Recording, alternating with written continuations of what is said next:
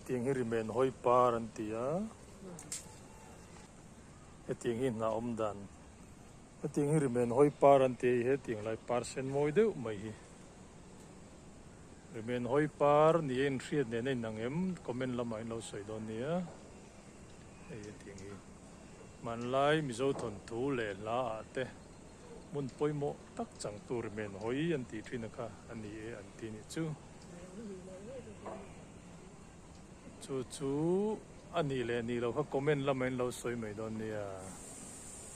tiếng hieng po ni salary men hoi an ti ni o me apar moi khop maya lo ni lo pon comment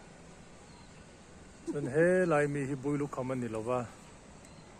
na var ki amoi ru khop maya ma se builu khaman ni lo ni